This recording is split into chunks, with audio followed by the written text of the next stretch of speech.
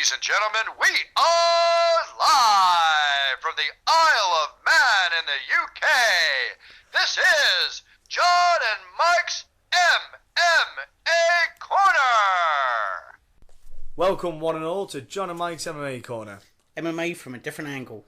And before we kick off with obviously our usual saga of laughter and seriousness, professionalism, we're going to start by asking you all to jump onto Facebook, Twitter, the lot really, the social networking sites, and give some of our esteemed colleagues a follow, because their hard work really helps not only us and yourselves, but just MMA grow. So first up we have MMA Scotland. We'd like you to also jump onto UFC Wreckage on Facebook. Their Twitter handle and their website is MMA Wreckage.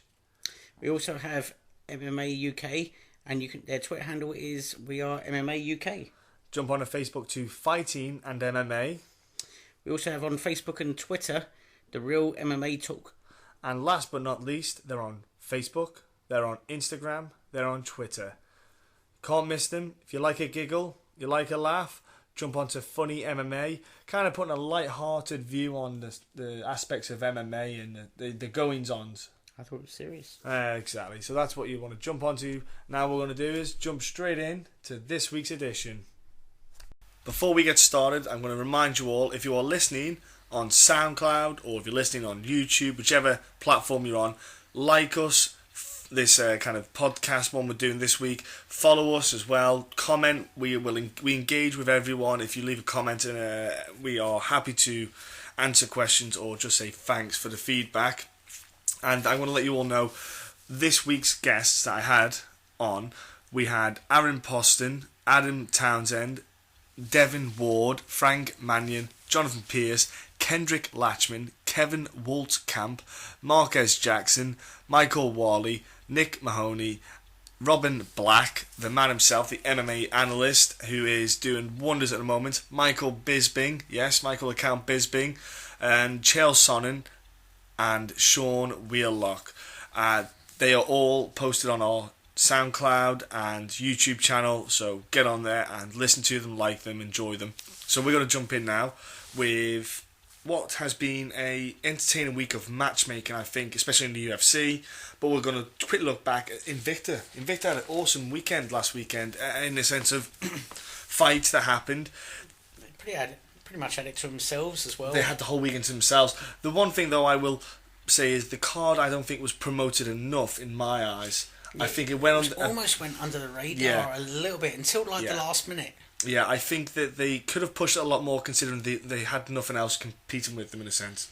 Yeah, I mean they were advertising it like in between fights on Fight Pass and some of the other things, but it's on not social enough. media. On social media, I didn't see enough either. Because with the women's fights, you're pretty much guaranteed fun fights. Yeah, they had like some good fights on. They had your girl Roxanne. She got a win. And she wants a title fight now. Do you know what? Let her have one. She turned things around in her career when she was just losing all the time, and now she's got on a little win streak. She wants a shot at title. You also had Jasmine Duke step into Invicta after being released by the UFC because she couldn't win. And it seems that she hasn't lost that habit. It's the Glendale model. She lost her first round to Irene Aldana. But you know what? Invicta is... She's the highest earner. She's the highest earner. She got 10k for that fight. Highest earner on the whole card. Like the pay is one of the problems with Invicta. It's like there's no way you can have a career in Invicta and make money unless your sponsors are stellar.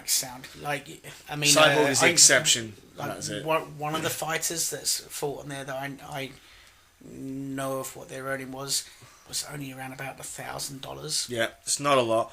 Angela Hill, she stepped in late notice to get egg ink, and she got the win in TKO second round. Do you know what? She's looking good in Invicta. It's good for her because she was too raw in the UFC. Yeah, she didn't have her full game down. There's a couple of girls that I think in the UFC, even if they go back to Invicta, it would help them big time. To be honest with you, I don't think Invicta is a massive... Obviously, it's a big financial fall. But standard-wise, it's not a big drop. No chance. It's the competition's still rife. Oh, absolutely. But the thing is there's still quite a lot of depth in it. Yeah. So you can find your level. Whereas the UFC, if you're not ready for the UFC, then there is no level there. No. And the last thing you want to do is go and get 3 bangs on the record. Yeah, exactly. Get smashed, basically. That's the last thing you need. Well, it hurts your sponsorship as well, like, you know. You had an interim flyweight title down. You had Jennifer Maia against Vanessa Porto. Maia getting the decision in a entertaining bout with the women, but also the main event. Amber Brown, who came out, just in a couple of stellar performances, got herself a title shot against Hamasaki, and she got armbarred in the 3rd round. Hamasaki defending a belt.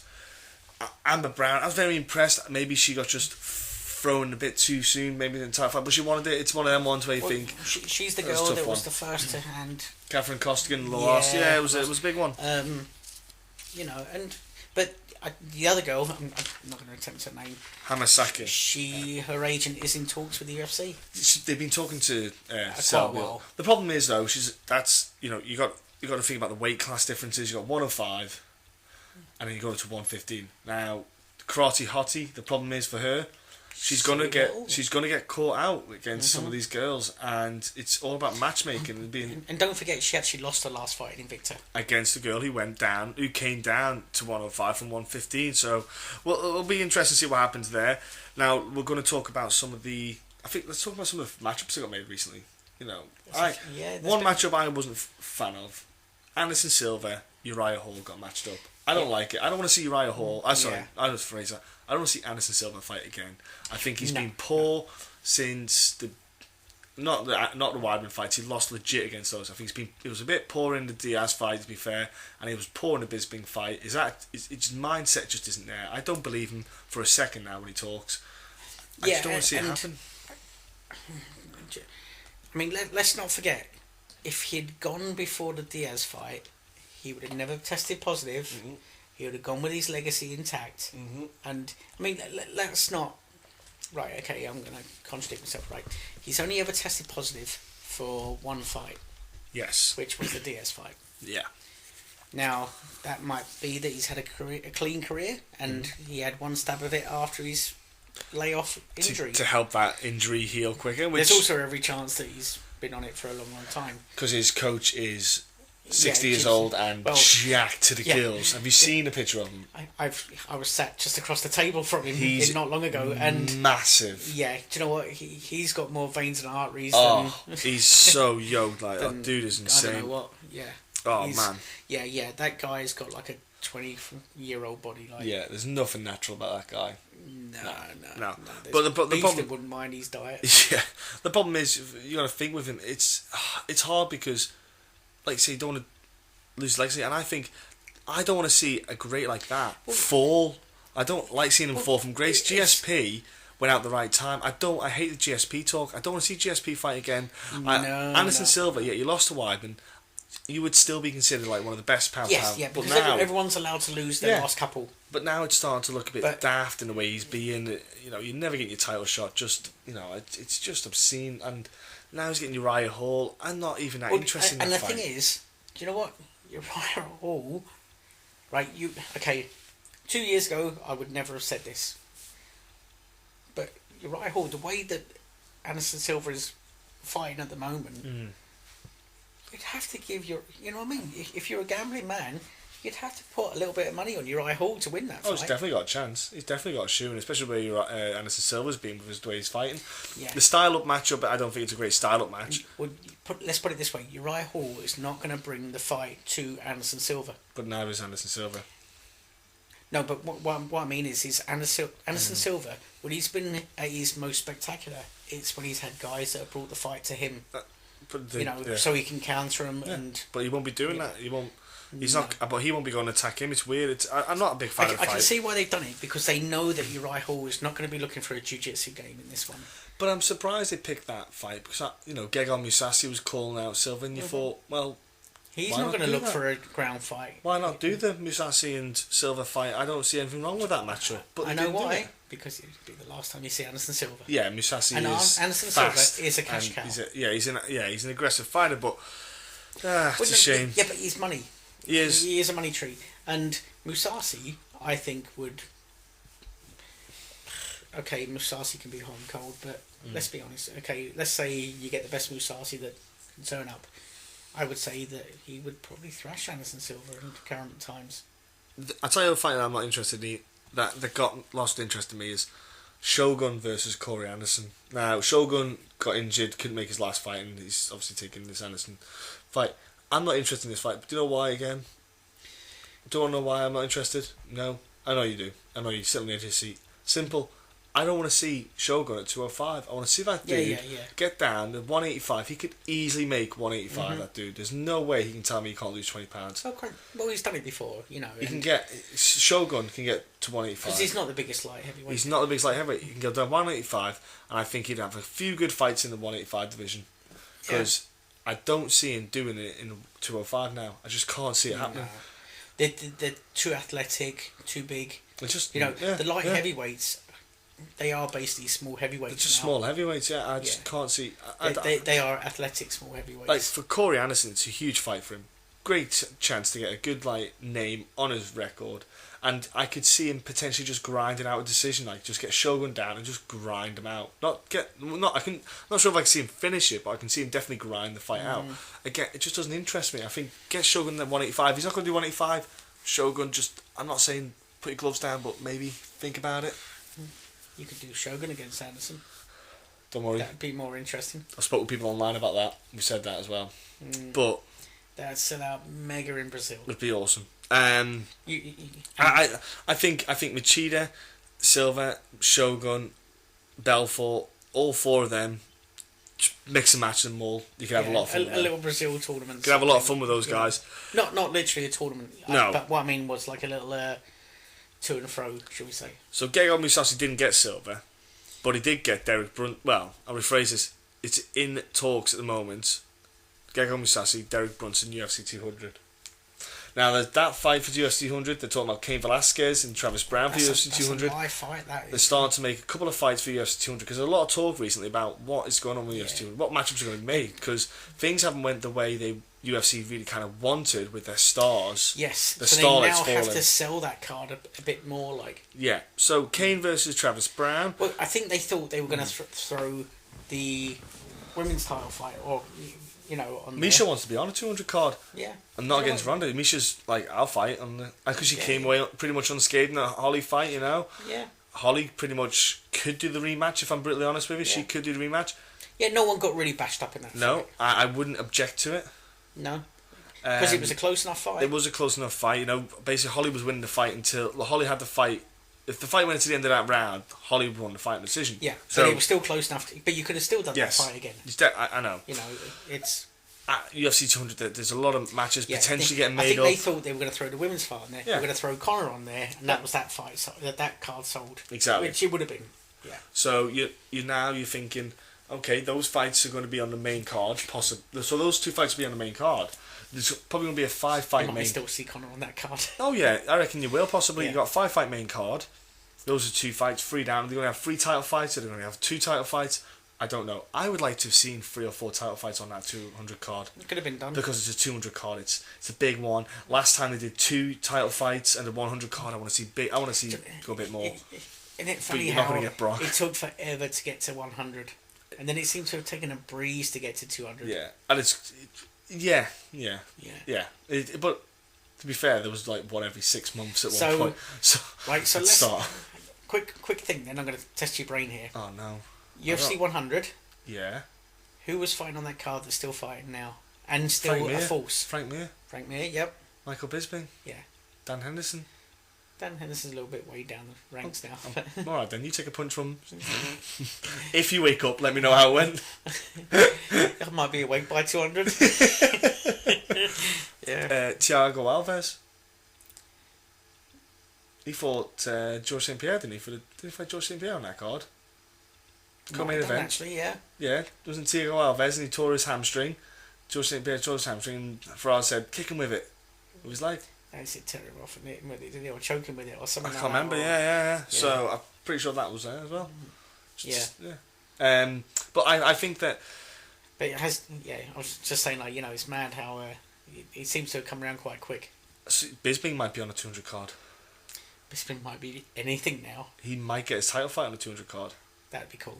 That'd be nice to see. And it would... And that's a fight that Luke's interested in. Yeah, because I'm not being rude. Luke, what did he do last time? Pretty much handled him. Pretty much manhunt. Why not? Go Yeah. out there, get a win, and then get ready for Weidman afterwards. Now, I'm not going to say who I was talking to, but I was talking to someone in the know, and Bisping's vision might have been a bit damn poor in that fight with Luke. His eyes not right anyway. Let's put it this way. Right. His vision was poor in that fight. No, but it is poor. No, the thing is... No. Apparently it's not too bad now. No. It is because he has to get he can't get his retina fixed until he has after his fight. Yeah, I know, but what I'm saying is, it's in that fight, he was practically blind in that eye. It's not so bad now. That's what I'm saying. It's the visual would be different. I'm not saying the fight would be different. I'm not going to say, I'm not going to even get on that one, but the vision would be different. So, because I brought it up with him, and not Bisping, with whoever you're talking to. This person that might just happen to be, and I just turned around and told him straight. I said, it seemed that he was very susceptible to strikes on that side, and he turned around and he was quite honest with me, and he said, yeah, his vision was practically blind in that side at the start of the fight. So you've got UFC 200, like we said there, Gael Mousasi against Brunson. For Mousasi, he'll be a bit probably disappointed that he didn't get who he wanted, but it's a bad fight, that Brunson. Brunson's he's doing well since he's lost to Romero. His confidence is going through the roof. Yeah, he's doing really well. So I think it's a tough one for Mousasi. He proper rocked him as well. Yeah. I think Mousasi's in for a bit of a tough one with Derek Brunson. Let's go to another fight then that got made up that I was quite enjoying. Renan Barão, Jeremy Stephens, 145. Barão's up to 145. He's fighting Jeremy Stephens, who came down from 155. That is a hell of an introduction to 145 for Barão. Kudos, he has been a champ. He's fought guys before and defeated them. It's a bit of a step up. Because if that's happening though, Barão's going into the 145. What does that mean for Jose Aldo? Does that mean Jose Aldo's wanting to try and fight Conor at 145, or is Jose going to try and go to 155 and try and make a shout there? Because they're both at the same gym. Yeah, they were saying that Aldo was looking possibly to move up anyway. Yeah, exactly. It's too much of a weight cut. They were both looking to move up. Both of them, it's huge cuts on them. It kills them. This was before both fights. Both before they lost. Yeah. But yeah, it's. I'd like to see Aldo the weight above. I just feel that. I'd like to see Aldo at 155 as well. I'd like to see how he performs at 155. Be interesting. I think him at 155. I think Barão at 145. Don't get me wrong, I like it. He's all right at 145, but it'd be interesting what he'd be like at 155. Exactly. Well, so did Conor do good at 145? How's Conor at 155? I was going to say, we haven't exactly seen Conor at 155 in the UFC yet. Not in the UFC, yeah. And that's the thing is, Conor may be going to be defending his belt at 145 next. I think he should be. I think he should. I think he should for the sense of. I think if he wants to say that he emptied out the featherweight division, he needs to. Frankly, but I also think that he doesn't need to be fighting at featherweight again. It's bad on his body. It kills him. Yeah. Like, you've only got to see the. It's terrible the way he looks. Right. We all know that he looks bad on the scales. Yeah. But when they put both pictures together. Yeah. Two different people. Yeah. It was like, oh yeah, that's me granddad. Yeah. It was, but the thing is, don't get me wrong, he fights good. Yeah. He somehow replays, but he also mentioned about what it takes for his body to recover thereafter, and we're not talking about for the fight. Okay, he can get in and fight, but it's the weeks after as well. The recovery is a long time. I think that maybe I think he should defend. I think he should defend the belt. Otherwise, let it go. But then again, he loses that status of being a champion. And I think that's something that's hard for him to shoot off at the moment. I think if he doesn't get that shot of RDA, which I don't think he should have anyway. No, he needs to win a fight before that. I'm not the biggest fan of Nate Diaz versus RDA, but I would maybe watch it again. I wouldn't mind it again for the sense of it's a different Nate than it was the Nate that fought Rafael dos Anjos last time round. He seems to have sort of. But Nate is a needle mover. There seems to be. Nate's switched on now. He's got that attitude back. He's like. I was going to say the mental side is what seems different. He's taking himself more serious. Well, physically, he's an absolute savage. When he comes in at 155, he looks absolutely. He looks terrific, and his performance is just outstanding. His last two fights, everyone's saying Conor was, messing him up. Well, not really, because Nate has got really bad scar tissue around his eyebrows, so he's going to be susceptible. And let's be honest, it's a fight. you know, you're gonna get hit. Well, but Nate Yeah. moved with the punches, turned with the punches, and also Yeah. Conor missed a lot of shots. And a lot. I've always said that unless a cut stops a fight, it's a cut. You know, people get cut all the time in fights. You know, and blooded and whatever. Yeah. Don't worry too much about it. You know, if you're fighting guys that are at the top, you should get hit. Yeah, absolutely. I think another one is another fight rumoured though we're going to talk about is Kat Zingano and potentially there's a rumour going around and Cyborg. Yeah, just when I thought we'd heard the last of the Cyborg rumours. That's a crazy fight. Now, does that mean that it's going to be? I don't. It's a rumor going around, but there's no clarification on if anyone knows about the weight class, which is the big deal. Because if it's 135, does this mean that Cyborg's having a test at 135 fight to get a title shot, maybe, or is this fight at 140? Is it 140? What is it meant to be? If it's happening, that's what the question is. And I'm looking forward to maybe what could come about from this. Kat wants a fight. Kat's been out for a while. This is the problem though. Yeah, Kat needs a fight. Kat's been out since her loss to Ronda. She's not fought since. Yeah, and let's be honest, you could almost not. As far as time in the cage, that was no time. No. That would have left a lot of frustration and negativity because she would have seen herself. She would have been. You know when you bugger up and you realise afterwards, why did I even do that? You know what I mean? Yeah. And should have had that. It's not like she went in there and lost the fight. Yeah. Do you know what I mean? No. Yeah. It was I'm not saying she would have won that fight if she'd done something different, but what I'm saying is she threw that fight away with a bad mistake. Very early. Yeah. Big and bad mistake. Which Kat, I've not seen Kat do something like that in other Well, fights. she's never done it. You know She's what I mean? never done it. It was so just weird, yeah, it was obviously maybe the moment just Rushing jumped on top of it, yeah. All of a sudden he was like, Christ, you know, that's the title belt Holy that crap! I'm fighting for. I'm fighting Ronda Rousey. Oh crap! I better do something. I don't know what's going to go on. If it is true, if it is, I love it. But if it isn't, I'll be a bit good. If I'm honest, I want Cyborg in the UFC fighting the girls because she is the girl who is the big question mark. Well, I still think like she's technically the best female fighter in the world. She is. She's is. You know, she's an absolute Because- monster. Okay, we've just seen Holly handle Ronda, And then and Misha. you do kind of wonder what would Ronda do differently to Holly. Now, I'm not saying. I believe Ronda can beat everyone in that division that's currently in that division, Yeah. except for Holly Holm. I think Holly Holm beats her 9 times out of 10. I think the game plan that her and the camp have got it's just a kryptonite. Yeah. Do you know what I mean? So if Holly Holm retires, Ronda goes straight back to where she was before.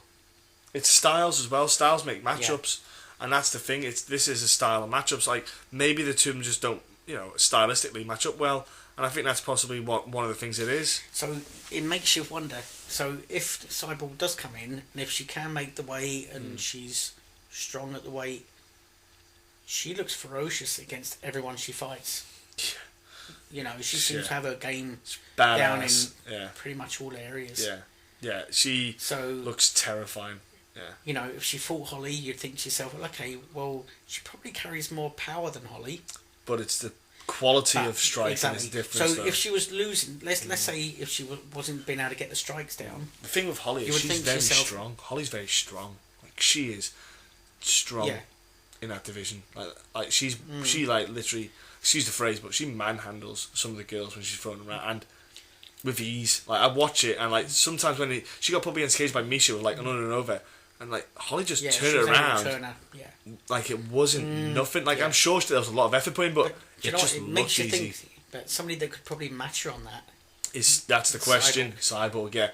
Cyborg gets you to the cage and is starting to knee a fight. Let's not forget, Cyborg fights at the same weight that Conor fought at, that won his title at. Yeah. But she puts on more weight than him after weigh-ins. Yeah. She fights at 170. Yeah, about 170, yeah. Whereas Conor only went up to 168. So in theory, she's a couple of pounds heavier. She's yoked, yeah. She's a big girl. So just to give you a sort it's all that Brazilian beauty. Just to give you an idea of just how big she is. There you go. She's got Brazilian beauty is what she's got. Okay, then let's move on to Matt Mitrione released by the UFC. Well, not released, sorry. He went to he ran out his contract, went to test the free agency market, went to Bellator. They went, "Oh, we'll give you this much." Went back to the UFC and went, "They're going to pay me this." And the UFC said, "Nah, we're not going to match it. Off you go." And off he went. Went and signed for Bellator. He also went and tried or did an interview process to get the commentary gig as well with Bellator Kickboxing, which he's got as well, which is another good thing for him. I like it. I think for Matt Mitrione, it's a perfect fit. He was never going to be a UFC champ, but the thing is, in the Bellator, the heavyweight division, they're looking to add to it, and I think it's a great addition. He'll make fun fights, and he could definitely grow, and he can be, he'll be a good contender for them. But the thing is I reckon his pay's all right because Bellator Six-figure. can pay. Six-figure. Yeah, Bellator paid well. Yeah, he's going to get paid better. That's why. He will get a chance to fight fairly regularly, I would think, because you would. Yeah, he's looking to fight. He's probably not going to get bashed up as much as. Yeah, he's looking to fight as soon as possible. Yeah. He has said it himself. He's not spoke to Scott Cokie yet. He's not been mashed up yet. But this is also his first time fighting outside the UFC. Yeah. He actually turned pro with the UFC. Yeah. Because he went the Ultimate Fighter. But no, I think it's a good move, and I like Matt Mitrione. Yeah. Nice. I think everyone likes Matt. He's a nice guy. He's awesome to look at. So I look forward to seeing what will happen with Matt. The kind of matchups they can make will be fun. I don't know who they'll give him first. I don't know. Maybe they'll give him not a tester, but they might give him someone who's not as well known in the heavyweight division, but someone in the Bellator rankings. I'm not saying they'll give him a free ticket, but they might give him someone to. But you know what? It also does. It opens up this Risen possibility. So he might even end up landing a fight with Fedor sometime down the line. Yeah, he could do. Yeah. Because with Bellator, with this sort of link they have with Risen, do you know what I mean? So I think this is a real good move from Matt, because you would think smart move, yeah. He could actually, depending on who else. Benson Henderson might be a guy that would suit Risen because he's his family heritage. It would suit going to Asia. It's a good one for him. It's a good fit. And let's be honest, Benson isn't really. It's not like he's on the decline. No. He's still he's a. Not, he, let's be he's honest, still a guy to mess. Still throw him in a title shot. Yeah, he's still someone to mess with. Yeah. Like he's a dude he's going to cause problems in Bellator. In fact, I won't say problems. He's a guy that go 155 and he do 170. That's the good thing about him. That's the fun thing about Benson. He can mix up 2 weight classes, so he basically doubles the amount of fights he can put on offer. Well, he is fighting on. He's fighting the. That was it. Yeah, he's fighting. He's going straight into a title shot, is he? Yeah, he's fighting the welterweight world title against Koreshkov. Yeah, sorry about that pronunciation, but yeah, he's fighting on welterweight title, so he's going for welterweight already. Yeah. So that's pretty bad. No, that's safe. Good idea. Well, that was part of the agreement. I think he got a shot at the title anyway when he moved into Bellator. When his first fight was a title shot. Yeah, it's. No, we'll go to then. Let's see. This weekend we've got Shamrock FC and Apex Fights 10. They've got some fights on. I've interviewed a load of guys. That's why they're on the podcast. Not this podcast, but they're on our YouTube and SoundCloud page. UFC Brisbane is on also, and it seems that there's something in the water in Australia that brings on great cards. They always seem to have, the last one I think they had 12 fights and 10 finishes. It equalled the record, and it was just something about the cards. Have you noticed now that people were trying to get on these Australian cards? Yeah, I don't know if they have a week over there after the fight as well, just to nurse their little tweaks out on the beach. Yeah, that sun seems to strengthen the bones. That go down during the summer. I don't mean obviously the Holly Holm Ronda card. I meant the card before that. Sorry, but yeah, wasn't it? It was all finishes, wasn't it? I think it was the first time in the UFC. Was it all finishes or the modern rules where was it all finishes or was it finishes 10 and 12 or something? I can't remember now, but it was. I think it was. I know the UFC London card was the most decisions in a fight card. Apart obviously 2. I think there was only 2 finishes or something like that, and the rest were all decisions. It was the highest decision card the UFC have had or something like that. But hopefully, Australia can rectify that. If you'd asked me about that, I wouldn't have guessed that. Yeah, so hopefully Australia can rectify that and turn that around and get some finishes. Because let's be honest, we said that there were some right fights on the London card. We want to see some finishes though. Yeah. You the judge's night off. So there was a couple of movement in the fights because of injuries and stuff like that, and you end up with Ross Pearce against Chad Laprise, and that's on the feature fight on the UFC Fight Pass. I like what they're doing. I like what they're doing with Fight Pass. It's a way to sell it. That's what you got to do. They're getting they're plucking a fight that would probably be the main card opener. Feature fight, Yeah.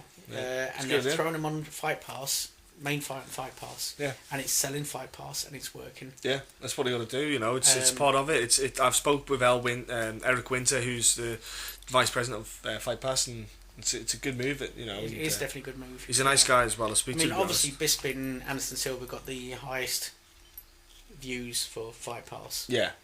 But that was understandable. It was a no-brainer with Anderson. Yeah. So, it's nothing against Bisping. Well, it's that Anderson fact. If you that was always going to do well. Whatever it went on, even on pay-per-view, that would have done well. If you had Wyman Rockhold on Fight Pass, it'd probably be the same again. If it was the first time round, I meant. But we thought about a second time round.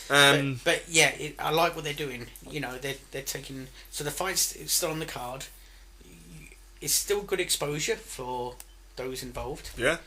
And do you know what? It helps the other guys and girls that are fighting on Fight Pass. It does, yeah. Because you get some. I think it was a case of. There's different level of fans. You get fans that will watch every fight they can ever find. They'd watch two Torsies fight. Yeah. But you also get your fan that would come in for the last fight of the night. Yeah, which is very common, especially in Vegas. It's super common in Vegas. But there's also fans in between. Yeah. That will watch it. What this does is this gets Fight Pass out there, which would normally get sometimes not ignored, but if you've got to pick a lesser amount of fights. Yeah, so it helps sell it, I like it. I like what they're doing. And it makes Fight Pass even more worthwhile. Yeah. Not that he needed to do that. It's an interesting fight, though, especially for Ross Pearson. Chad Priest is a talented fighter. Ross, both of them are coming off a loss. Chad losing his first fight was against Francisco Trinaldo. Guess Ross Pearson's last loss was Francisco Trinaldo. Yeah, both lost to the same guy. Opponent. Ross, though, just hasn't got that consistency. He spoke about it, we spoke about this last time Ross fought, and then actually Ross Pearson mentioned it in an interview saying he needs to get consistent. Then he lost it. It was like, well, you can't just. There's something going on, lad. Do you know what I mean? Yeah, he has beaten a who's who of. He's beaten a handful of great guys, but the problem is he just can't win. And this you've got a string. If you ever want to get a title fight, or at least even sort of mentioned in that sort of conversation, you need to string 3 together. Ross is like 4 fights away from that. 4, not 3. 4 fights. But what I mean is to even get mentioned, you've got to get 3 together. It's a tough one with Ross. Definitely has now. Yeah. I love Ross to bits, but the problem is he's just. And sometimes it's just frustrating. He'll win a fight against someone, like when he beat Feldin. Yeah, Paul Feldin. Yeah. Right, I'll be open. I didn't think he was going to win that fight. I was a little bit worried. And when he won it, I was over the moon. Yeah. And then he goes and loses next. You're like... How? Like, hang on. Why? Yeah. You win the fight that you kind of not expected to win. Yeah. And you lose the fight you kind of expected to win. Is that maybe what he's doing in his head? He's like, I should win this. Like, maybe they need to throw him in with some absolute... I'm not saying they're not throwing him in with like Tony Ferguson. Go on, Tony Ferguson or Khabib. Yeah, go on, he'll be fine. Not a grappler actually. He doesn't like grapplers because he just pin him down. He can't get up. No. He had to give that class a miss to. A fight that Mike is super duper excited about is Leslie Smith against Rinaki. It's about time she fought again. It is about time she fought again, isn't it? She hasn't fought in ages. Yeah, she lost. Misha Tate was last one, wasn't it? She handled her. She's a funny little thing, she is. I don't know, she's interesting. She's a special flavour. This is an interesting bout in the sense of Leslie Smith, she's a girl that I feel that she should be back in Invicta. She's just not cutting it in the UFC bantamweight at the moment. I don't think she's losing fights, and she's not a girl that I almost wonder if she's fighting in the wrong weight. Yeah, possibly. But look at Jessica Andrade. She's going down to 115. She's looking awesome at the moment as well. I've she's been posting on social media some pictures, and she's looking great. For it, she's looking really good. I'm just sure she is. Just put it out there. Sort of Kat Zingano. I may have posted that picture on our Facebook or Twitter account just to let fans know how well her conditioning and is going. Did you get that off Tinder? No, well, she didn't swipe right. So that fight's going on. Yeah, Rinaki, she's just. Do you know what? For anyone that doesn't know, she's interesting. She's stacked. She's absolutely stacked. She's short. She's short. She's short, so she's thick set. Yeah. But the thing is, it looks kind of good on her. It's for some reason it suits her. Yeah, but she's also the one that will then dress up as a schoolgirl, put her gloves on, start hitting the bag and things like that. Yeah, but that's not say because anything. It's Japan. There's something about we don't get quirky. it. We kind of like. I mean, let's be honest. All different cultures, like other countries, different cultures. Yeah. We kind of. Japan are quirky. That's what we don't get it, but we don't have to get it. I don't mind it though. I don't mind any. Do you know what? That's a weird culture to get. Like I don't mind any. Okay. I don't mind a female UFC fighter put on a schoolgirl outfit and punching it back. Yeah, you don't have to pay for that, don't you? Exactly. So you know, it's just waiting for the bus that you don't like. I'm not going to argue with that at all. So yeah, I like it because I want to see what Rinnaki's like when she's not fighting Misha Tate, because Misha Tate was a girl. I think I was suited more for Misha Tate that fight than anyone else. Well, what did Misha Tate go on to do after that? Well, the thing was she went on a win streak, you see. But the thing with this one is, and she's she's landed a belt now, and she. Yeah, but the Leslie Smith is a girl who she can, probably get. She didn't finish Rinnaki. No, she got a decision, but she can implement herself a bit more in the fight. Rinnaki, she just didn't do anything really in that fight. But Misha can do that if you're not. Do you know what it was? 5 or 6. That range just made a huge difference in the fight, and that was Rinnaki's first fight in the UFC. It was like it's a bit steep, guys. Welcome to the UFC. It's a bit harsh. A fight I'm looking forward to is Brendan O'Reilly against Alan Jaban, only because Alan Jaban, apart from being a devilishly handsome, good-looking bastard, I know how he feels. It's awesome. Not easy. It isn't easy being he's awesome, and I just look forward to watching him fight. Fair, we did lose to Albert Tumarov, who was an absolute striking he monster. Always brings it. He's a good, entertaining fight. He can fight. He is. I like him as. I just like the fight itself. It's just I get a feeling it'll be a good fun. You tend to not get decisions when he fights. It'll be an entertaining He either bout. gets knocked out or he knocks people out. Someone that who elbow. I can still remember that elbow. Someone who Mike loves, Becky Rawlins is fighting. Do you like Becky Rawlins? You do, yeah. Against Seo Hee Ham. And that wasn't a song, but that this fight again. I'm not saying I can see this as a pink slip. It's not. I doubt it'll be a pink slip because Becky Rawlins got a win finally in the UFC. Becky Rawlins was supposed to be fighting in Scotland. I know, against Joe Calderwood and that. Well, she didn't get injured. Her hip was wrecked. Did you see it? I saw the X-ray. Her hip. It was a hip absolutely cracked. Her hip cracked. The hip. The thigh. Socket. The socket cracked. There was a crack in it. And I saw the X-ray and I was like, yeah, that's pretty nasty. Because she was like, I was finding it hard to kick. And I was like, yeah, you were kicking with that. So, kudos to it. She had to get it all sorted out. She's fighting. For Becky Rawlins, though, she beat Lisa Ellis, who I think just shouldn't have been in the UFC full stop. But Lisa Ellis just wasn't of the calibre.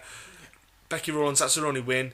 I just don't know if Becky's of that level. See, Becky Rawlins, she lost her last fight in Invicta as well, I think. Yeah. She's lost in the house as well, and she's lost in the UFC. Yeah, lost in the UFC, yeah. She's one of those She's ones... 6-4 I mean, as a pro career. She always brings it. She's one of these girls that, again, she brings it. Yeah. She wins and loses, but... Yeah. I don't know what... It's a fight that I think... But you know what? She's never in boring fights. No, she isn't. But then again, she's a local girl in the card. I understand it. So makes sense. I tell you a fight that I was absolutely flabbergasted about. James Tehuna's fighting. I know. Right, James Tehuna is one of those guys where you think to yourself, didn't he get cut from the UFC? And no, he lost 3 fights in a row. Yeah. Hasn't fought since June 2014. Okay. Would that have been in the UK by chance?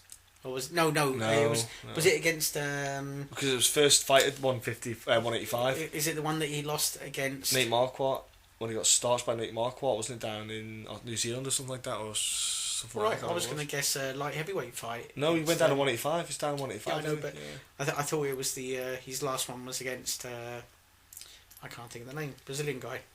likes Tyson. Oh, Francisco Maldonado? No. No. No. I think they all like Tyson. Hang on a minute. Doesn't everyone like Tyson? No, he actually got to fight in front of Tyson. Tyson came in the cage Oh, afterwards. sorry. Yeah, That's going to bug me now. Fought for the title against John Jones. We all thought he was going to beat John Jones. Oh, Glover John Teixeira. Jones. Glover That's it, Teixeira. yeah, Yeah. That's it, yeah. No.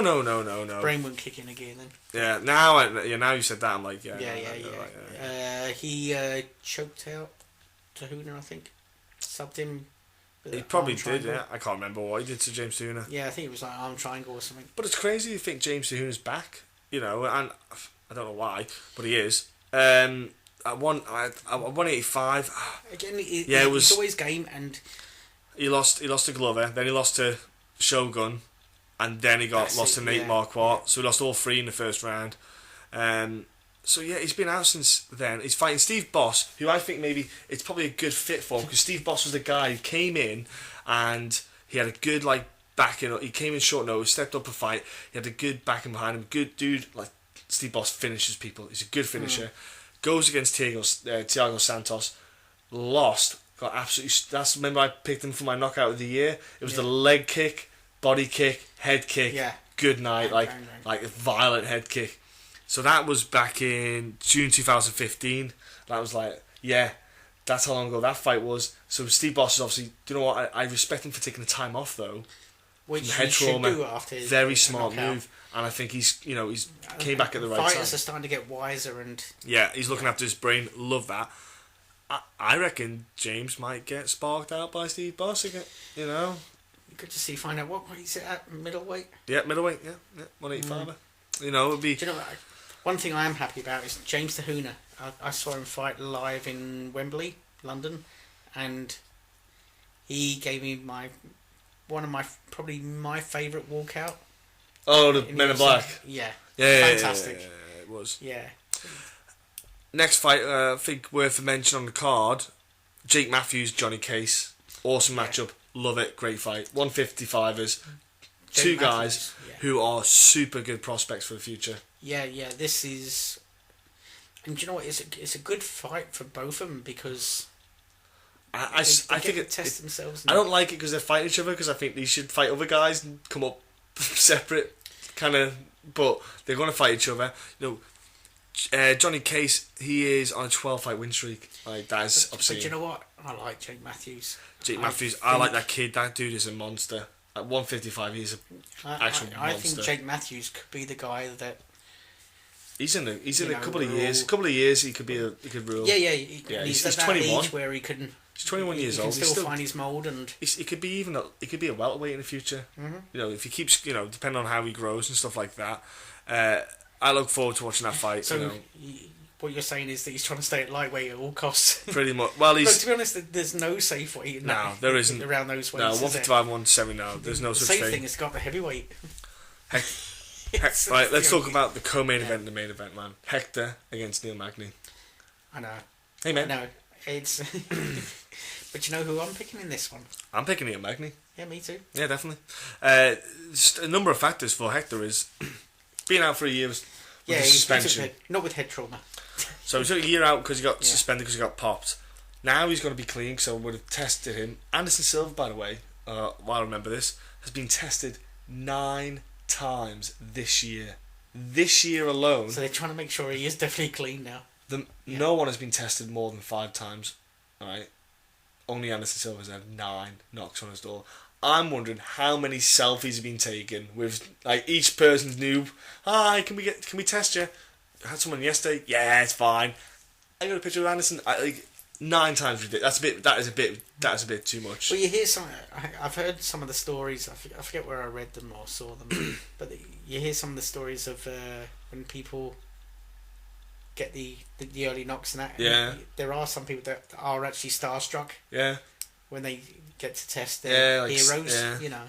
It's a bit nuts, but yeah. So Hector's been out for a while. He's 38 years old now. And to be honest, I don't think he looked great in his last fight. Oh, against Berkman. Yeah. He should have finished Berkman, but he couldn't. Berkman's tough. Berkman was landing on him. He was in the latter stages. And he hurt him. But the thing you got to remember here, there's like an 8-inch reach advantage or something like that. Crazy and reach you know advantage. What? Neil is as game as anything. Neil's got good footwork. He's got good movement. And he's had good time in this fight as well. He's got great reach. You know, normally he doesn't get time. His last 3 fights, is it? He's come in at short notice. Well, you got to think his last 2 fights. Well, you got to think Neil Magny, when he lost to, apart from that loss to Damien Maia, it was on a 7-fight win streak. Let's be honest. We'll let him have that one. He's not doing too bad with the 7-fight win streak. So he came in on a good win streak. Yeah. He then had a short notice fight against Kelvin. Beat Kelvin Gastelum. He actually, before that, was Eric Silva. Yep. He had a short notice fight. No, it was Damien Maia, Kelvin, and then it's Eric Silva, and then Kelvin Gastelum. He's had 2 fights since Damien. That was his last, was it? So now Kelvin was the last one, yeah. Yeah, so he's had a chance to rest up, because he did fight quite... he always fights regular, but... Right, but he's had a chance to rest up, get a good fight camp in. Yeah, I picked Neil. I think Hector is, he's dangerous, he is, but the problem Hector will have now is, like I say, it's like off the juice. It's a psychological thing as well, and it's the timing as well. He's been off for a while now. Mm-hmm. His age catches up. A year off, that's a big chunk out of his career. If he hadn't got popped, you might have been talking right now about Hector Lombard fighting for a UFC title at UFC 200, or had fought for one, or had. It's a big factor to pay him for a year. That's a lot. That's potentially 3 fights. Yeah. That he missed out on. He was basically what, 1 to 2 away. He wasn't that far off, exactly. Yeah. He wasn't far off. So, I mean, don't get me wrong. With 2 wins, he's straight back there, Oh, absolutely, yeah. Then you've got... Right, let's do the main event. Mark Hunt, Frank Mir. This is dangerous fight, this, for Frank Mir. Because Mark Hunt doesn't hit like a toddler. He hits like a freight train. He's a monster. Yeah. He is probably one of the best strikers. I won't say hardest strikers. He probably is one of the hardest strikers. No, he is. But he actually places the strikes right. He is one of the hardest strikers. Yeah, he puts people to sleep. But what I mean is he's actually throwing the strikes better as well. It's not just the power he's hitting you with. He's technically better. He's technically sound. Yeah. So he is probably this is the a best fight. striker in. Frank Mir better get his range on point. And what he also wants to do is get him down. Get him down. Yeah. This is not a fight to try and finish on the feet. No, you have to get him. Yeah. Now the problem is Mark Hunt has got one of the best defenses. He's got one of the best defense takedowns in the UFC heavyweight division. Yeah. He's really good at getting back up off his feet. He showed that against Roy Nelson in the fight as well. He's good at getting bouncing up. Frank Mir, in my opinion, I think he needs to tire out Mark Hunt first to get him down, and then get him down. Mark Hunt in his last couple of fights, or his last fight was it, has really changed his physique. He's cut down a bit. He's cut down a couple pounds. Yeah. He's dropped a few pounds. Yeah. I mean, don't get me wrong. He used to fight well, even in the 3rd round. Yeah. His last fight was the Bigfoot Silva fight, but Bigfoot Silva was coming off the juice. He's just not the same guy. He's probably chinny, and frankly, Bigfoot Silva is the one guy in the whole of the MMA world that I would actually happily turn a blind eye to using a bit of juice. Yeah. For the simple reason that he needs it for medical reasons. I mean, don't get me wrong. There was one fight where he really juiced off the gills on, which was the first fight against Hunt. Yeah. Where he took it got tested and then juiced it, and then they went and tested him after the fight as well, and it was like, oh right, didn't realise that. So you've got this Frank Mir fight. He beat Todd Duffy, beat Bigfoot Silva. Lost to Orlovsky. But the thing is, Frank Mir, he's now equaling Tito Ortiz's record for fights in the UFC, equivalent 27. 27 fights in the UFC. Yeah, I mean, absolutely Frank insane. Mir has been around. Well, I know Frank will want to get one more, so he gets 28, and he can just go, right, I've got the most. That's a nice little record to get. But might even have a couple of fights in Bellator. Yeah. But the thing with Frank is, he's got to be. He can't stand and bang with Mark Hunt. It's as simple as that. I don't care what Frank thinks. He needs to get Mark Hunt down, and he must know that, and he must be working. Poor guard. Yeah, he must be working hard. Do you know what? It's an option. Grab him, pull him, and grab him down. No, I was literally being serious. Yeah, I would. By any means. Jump in a half guard, whatever you can, just grab him. Do it, jump for an ankle or whatever you can. Just and thing is, be smart. Why not? It's around about. I've only started liking Frank Mir in the last couple of years. Oh, I love Frank for years. I have, but the thing is with Frank Mir. I mean, let's not be. When he was young and he was the poster boy. Yeah, he was a bit of a dick. He was a bit of a dick, but the thing is, you need that. You need to be a heel. But since he came back from the bike crash and you know what I mean, like he hit the world was his oyster and then he got cracked. The bike got hit. And bang, the leg was pretty much, you know. Nearly never came back. Yeah. Nearly done himself in. Yeah, he did. Yeah, it was pretty bad. So I'm going to go. I don't know how to pick on this fight. I find it hard to find someone how to pick that fight because Frank is so well versed in fights. He's not stupid. That's the problem. It's like he could just be smart in this fight, or Mark Hunt could just crack him, and that's it. Well, I think as much as I do like Frank Mir now, I think Mark's got this one. Yeah, I wouldn't put me. I can't put it past Mark Hunt to knock him out. I can't put it past him. Well, it's I also, can't put it past it's Frank also to the get endurance. Frank Mir just struggles getting to the end of that second round. Well, the problem and Frank's still got being is a real force. It's mental for Frank. And it's if 5 rounds. He starts to back. If it starts to go a bit wrong, he just goes into a shell. Yeah. It's almost like that bully attitude. Like if it's not working, he just kind of almost sulks for us, and he just loses the fight. So if you can get ahead, super interesting. It's almost like one of those fights where you can stay ahead. But it's I think Hunt does this one, and in a 5, like we've seen Mark Hunt fight in a 5-round battle hard against Juice Up. Brock Lesnar, you were saying? No, Silver. Silver, yeah. You know, so I look forward to it. I don't think Mir can fight hard for 5 rounds. No. I think it's going to be an awesome fight. I think there's some good fights this weekend. Yeah, I think it's going to be fun. I'm going to make a point of watching it. It's on. It's Australia, so it's no. Start time's 10:30 in the UK. Is it in the morning? 10:30 in the morning. No, 10:30. It's almost it's suited for America. So they've done it for America. They've done it for America. Son of a bitches. Well, no, it makes sense. You know, for the world. Stuff. You know. So look, that fight card's on. We'll talk about some bits. We'll be back next week to talk about more odds and sods, some fight results and stuff like that. There'll be more guests as well next week. So again, jump on to our interviews where we've got Aaron, Adam, Devin, Frank, Jonathan, Kendrick, Kevin, Marcus, Michael, Bisbing, Michael Worley, Nick Martino, Robin Black, who's again Sean Wheelock, and Chael Sonnen. And we hope you all enjoyed this week. We certainly did. We had a great time. And we just want to get you, before you go, jump on your social networking sites and give these people a follow. We have MMA Scotland. We have on Facebook UFC Wreckage. Also, their website and Twitter is MMA Wreckage. We also have MMA UK, and their Twitter handle is We Are MMA UK. On Facebook, we have Fighting and MMA. And on Facebook and Twitter, we have The Real MMA Talk. And then last but not least, on Facebook, Twitter and Instagram. They're funny. They talk about MMA. It's funny MMA. Jump on. They'll give you a giggle. And let's finish off with thank you very much, everyone. We will be back very soon, won't we, Mike? Yep, definitely. Thank you very much and goodbye.